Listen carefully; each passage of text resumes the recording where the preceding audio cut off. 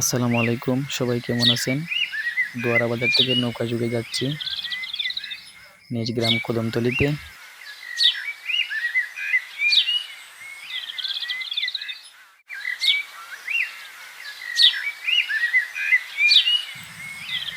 সাথে আছেন চাচাতো ভাই এবং আমার আঙ্কেল। আমরা সবাই যাচ্ছি একসাথে বাড়িতে। আমাদের বাড়িতে দোয়ারা বাজার থেকে সুরমা নদীর খেয়া পাড়ি দিয়ে গাড়ি দিয়ে যাতায়াত করা যায়। এটা একটু সময়ের ব্যাপার। যেহেতু চতুর্দিকে পানি, তাই ভাবলাম নৌকা ব্যবহার করি। নৌকাটা ভাড়া নিয়েছি আমরা 200 টাকা দিয়ে। খুব সহজে সুরমা নদী থেকে আমাদের গ্রামে চলে যাই। আপনারা জানেন সুনামগঞ্জবাসী খুবই কষ্টের মধ্যে আছে। চতুর্দিকে পানি, হাজার হাজার ঘর পানিতে তলিয়ে গিয়েছে। অনেক মানুষের কান্না, ঘর নেই, আশ্রয় কেন্দ্রে তারা স্থান নিয়েছে। পানিটা দেখতে সুন্দর হলেও আসলে আমাদের মনের মধ্যে অনেক কষ্ট। প্রত্যেক বৎসরই আমাদের এই দুর্যোগের মোকাবিলা করতে হয়। অনেক অসহায় মানুষ যারা দিন আনে দিন খায়, তাদের অনেক কষ্ট হয়ে যায়। যারা কষ্ট করে ঘরবাড়ি নির্মাণ করে বর্ষাকাল আসলেই সেই ভাঙাচোরা ঘরটা নষ্ট হয়ে যায়।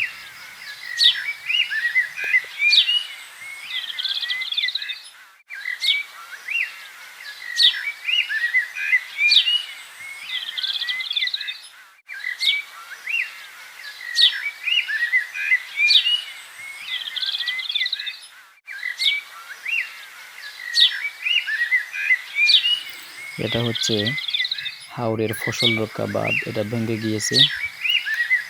এখানে মানুষ মাছ ধরতেছে।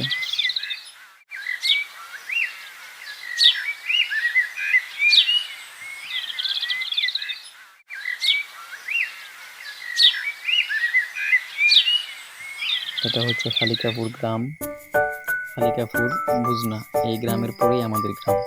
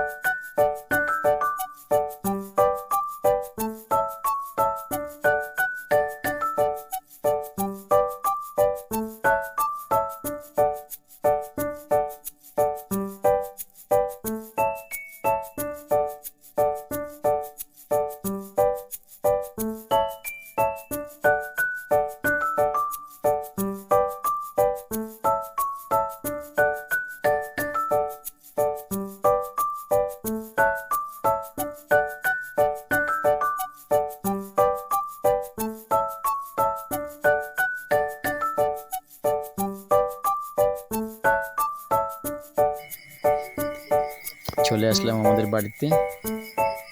এখন নৌকা আমাদের বাড়ির সামন দিকে লাগতেছে। সবাই ভালো থাকুন, ধন্যবাদ।